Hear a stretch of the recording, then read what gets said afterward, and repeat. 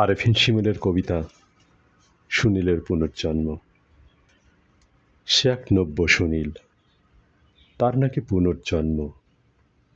নীরার খোঁজে চলে এলো আমার শহরে। ইট পাথরের শহুরে হট্টগোল মারিয়ে যেন চেনা পথ ধরেই ঠিকানা খুঁজে পেল।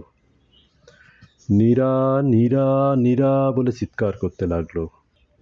তখন আমি গোধূলি দেখছিলাম ছাদে দাঁড়িয়ে। বেশ আয়েসি বাতাস আমাকে ছুঁয়ে ছুঁয়ে যাচ্ছিল। হঠাৎ কানে এলো কে যেন ডাকছে। নিচে তাকিয়ে দেখি অযত্নে বয়স বাড়িয়ে ফেলা এক যুবক আমাকেই নীরা বলছে। আমি মধ্যবয়সী এক নারী, ঠিকঠাক সংসার করে চলেছি। তাকে বললাম, তুমি ভুল ঠিকানায় এসেছ, আমি নীরা নই। কাতর কণ্ঠে অনুনয় করে বলল, তুমি আমার নীরা, শুধু তোমার জন্য আমি আর একটা জীবন ভিক্ষা করে এনেছি ঈশ্বরের কাছ থেকে। ঈশ্বর আমাকে ছাড়তে চায়নি। তোমার দোহাই দিয়ে উল্টো পথে হেঁটে এসেছি।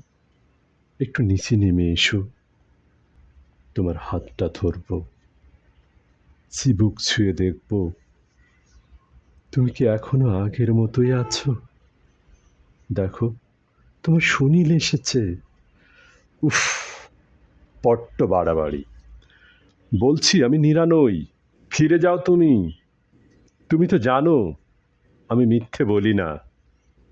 এ ওষ্ঠ ছুঁয়েছে তোমার ওষ্ঠ, এ ওষ্ঠে আমি কখনো মিথ্যে বলতে পারি? পারি না তো। ততক্ষণে বেশ আঁধার ঘনিয়ে এসেছে।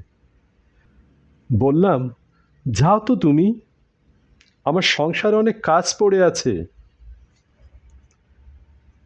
তুমি এ জন্মেই আমাকে ভুলে গেছো? আমি তো ওপারে গিয়েও তোমাকে ভুলতে পারিনি। আমি তো চলেই যাব। তোমাকে দেখার জন্য একদিনের পুনর্জন্ম নিয়েছি। তোমার একটু স্পর্শ নিয়েই আমি চিরতরে চলে যাব।